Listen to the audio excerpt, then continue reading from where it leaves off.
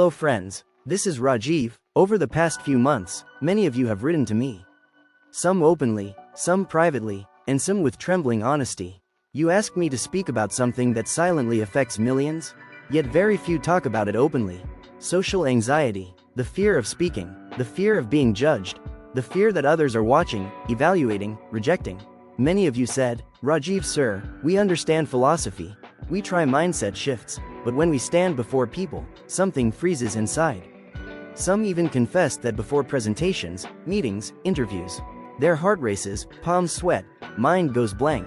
And the worst part? They start believing something is wrong with them. So today, on Freedom for Eternity, I decided to create something different. Not a lecture, not theory, not psychology jargon, but a story, because stories heal what logic cannot. This is the story of Soniya, a capable, intelligent team-led, someone who knew her work thoroughly, yet was terrified of facing people, a woman who almost let her fear define her future. But something changed, and that change was not magical. It was not dramatic, it was not overnight, it was human. If you have ever felt nervous before strangers, if you have ever imagined the worst before a meeting, if you have ever doubted your own worth because of fear, this story is for you. Watch it not as a spectator, watch it as a mirror. Because somewhere in Soniya, you may discover yourself, and perhaps, your own freedom. Let us begin. How Soniya won her social anxiety. It was Monday, around 4 p.m. The office lights glowed softly against the glass walls, but inside Soniya, a storm was raging. Her boss had just confirmed what she had feared all week. You'll be leading tomorrow's meeting with the foreign delegates. She had tried to refuse. Politely at first, then firmly, but her boss was adamant. You're the team lead, no one knows the code better than you. You built half of this architecture yourself. Those words, which should have felt like praise, sounded like a death sentence. By the time she reached her cabin, her hands were trembling. Her throat felt dry, a familiar suffocating sensation rose in her chest, the same one she had experienced countless times before presentations, gatherings, or even simple introductions. But this time it was worse. Much worse. Monday 6 p.m., Soniya stared blankly at her screen. Her mind wasn't thinking about slides or logic flows.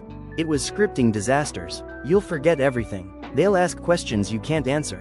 They'll think you're incompetent. You'll embarrass the company. You'll get fired. The thoughts weren't whispers. They were screams. She caught herself praying silently, not for success, but for escape. Maybe I'll fall sick. Maybe the meeting will get cancelled. Maybe something dramatic will happen and I won't have to go. At the peak of her anxiety, darker thoughts began creeping in. What if I just disappear? She shook her head violently. Stop it, she whispered to herself. But the inner noise didn't stop. Tuesday 1 a.m., Delhi was experiencing one of its coldest winters in years. But Soniya was sweating. Her blanket lay crumpled at her feet. She walked back and forth in her room like a caged animal. Every time she closed her eyes, she saw it. A conference room, foreign delegates, judging eyes, awkward silence, her voice failing. She imagined stumbling over words, forgetting slides, seeing her boss disappointed. Her heart pounded so hard she could hear it. She clasped her hands and prayed. But peace didn't come. Her phone buzzed. Another WhatsApp notification. She almost ignored it. There were many already, but something made her look. It was from her boss. Don't overthink, just stay calm, smile, you know the product better than anyone. We'll do a dry run tomorrow morning. She stared at the message. Instead of comfort, she felt irritation. Easy for him to say. She dropped the phone aside. But somewhere deep inside, a small seed had been planted. Tuesday 9 a.m., she was late. She had forgotten her laptop charger at home. One of the key testers had called in sick. Her anxiety was now a hurricane. This is a sign. Everything is going wrong. Today is a disaster. She wanted to run. Just leave. Disappear. This wasn't the first time she had faced social anxiety. It had followed her since college, presentations, interviews, conferences. But today felt extreme. Her boss approached. She braced herself. Soniya, let's do a dry run. His tone was calm, smiling, but in her anxious mind, she interpreted it as mockery. Still, she had no choice. They entered the conference room. Tuesday 10 a.m., she began. Her voice trembled. Slide 1. Introduction. Architecture overview. She stumbled slightly. Her boss interrupted gently. Slow down. Breathe. Look at me when you speak. She tried again. Second run. Better. Third run. Something shifted. She started answering questions more fluidly, explaining modules with clarity, drawing system flows confidently. Her boss nodded. See? When you speak about code, you shine. She didn't respond, but for the first time since Monday afternoon, her anxiety reduced from unbearable to manageable. It was still there, but it wasn't choking her. Tuesday 4 p.m. The delegates had arrived, tall, formal, composed. Soniya's palms went cold. Her presentation was already projected on the screen. She felt dizzy. This is it, I'm going to fail. For a fraction of a second, she genuinely felt she might faint. Her boss stood up. He introduced her warmly. This is Soniya, our team lead. She knows every inch of this product. She heard those words differently this time. Not as pressure, but as trust. He looked at her. Please begin. Her throat tightened. She hesitated. 1 breath, 2 breaths. Then she remembered the 3 mock rounds. She remembered answering questions smoothly. She remembered knowing the system inside out. She began. Her voice was soft at first, then steadier. As she moved into the architecture slide, something magical happened. She forgot herself. She forgot the eyes. She forgot the fear. She entered her zone. When a delegate asked a complex question about security architecture, she answered without looking at her slides. When another asked about scalability under load, she walked to the whiteboard and drew the flow. At one point, she looked directly into a delegate's eyes while explaining. And in that moment, something inside her broke. Not negatively, but like a shell cracking.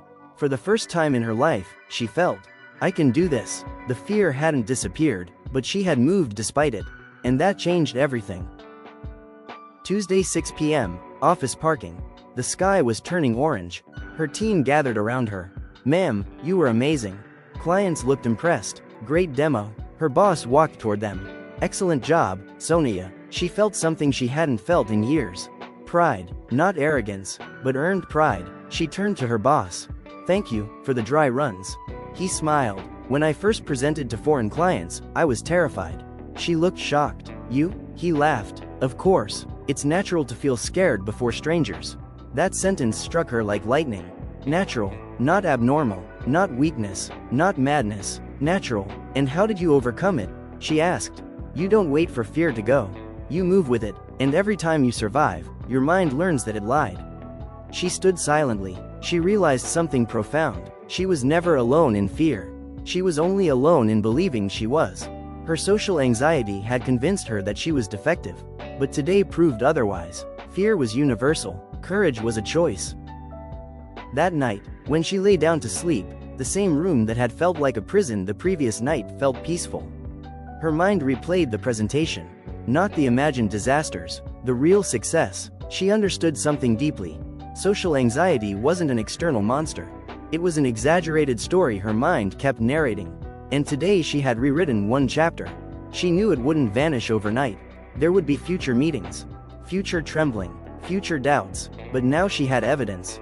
She had proof. She could survive, and maybe even shine. She whispered softly before closing her eyes, I am not my fear. And for the first time in years, she slept without nightmares. Soniya did not become fearless that day. She became stronger than her fear. And that made all the difference. Because social anxiety does not disappear by magic. It shrinks each time we step forward despite trembling hands. It weakens when we replace imagination with action. It dissolves when we realize.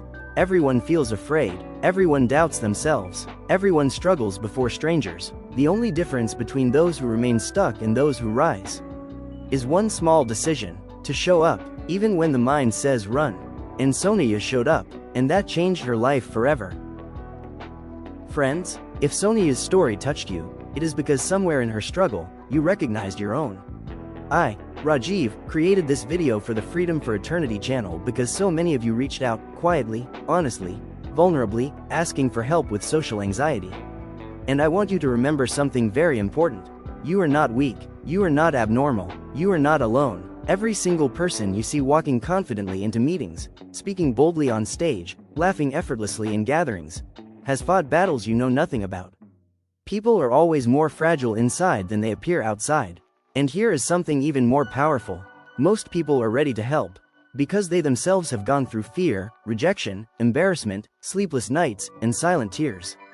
Use them. Ask for help, do dry runs, seek feedback, speak to friends, open up to mentors. There are therapists, there are support groups, there are communities, there are professionals trained to guide you. And above all, there is your inner calling. If you have recognized that you have social anxiety, pause and reflect on that awareness. That awareness itself means something. It means a part of you wants to grow. It means a part of you refuses to remain trapped. It means your inner self is calling you toward freedom. Listen to that voice. You may fall, you may freeze again, you may stumble in another meeting, you may feel your heart race next week. But falling is not failing. Quitting is. No matter how many times you fall, if you rise one more time than you fall, eventually you win. Freedom is not the absence of fear. Freedom is moving despite fear. And remember, even Soniya did not eliminate anxiety in one day. She simply took one step, and then another, and another. So if you are struggling today, take one small step, ask for help, prepare, practice, show up, and trust this. Eventually, you have to win. Because the part of you that seeks freedom is stronger than the part of you that fears judgment. This is Rajeev, and this is Freedom for Eternity. Stay courageous, stay aware, stay evolving.